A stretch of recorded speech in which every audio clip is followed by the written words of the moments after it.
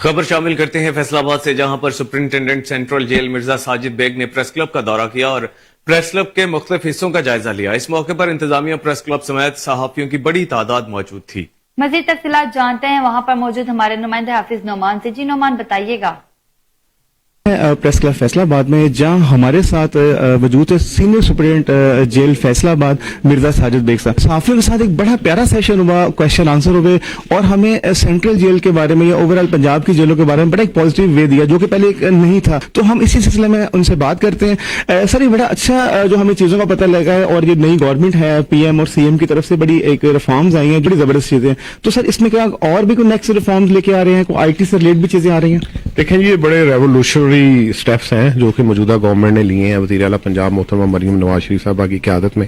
اور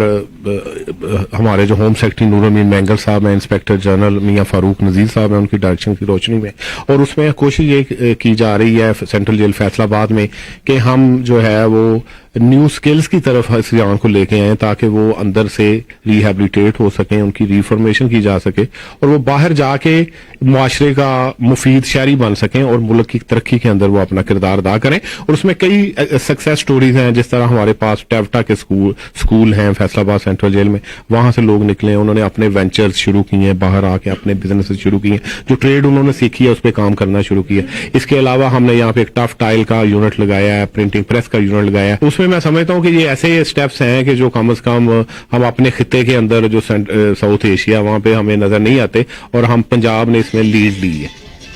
جی، جیسے سر نے کہا کہ ہم نے جو سینٹرل ایشیا کے لیول پہ ہم نے کام کیا ہے، اور جو ہمارے قیدی ہیں ہم کہتے ہیں کہ یہاں سے وہ اسکل لے کے جائیں اور باہر جا کے وہ کوئی نہ کوئی اپنا سسٹم، اپنا نظام لے کے چلائیں۔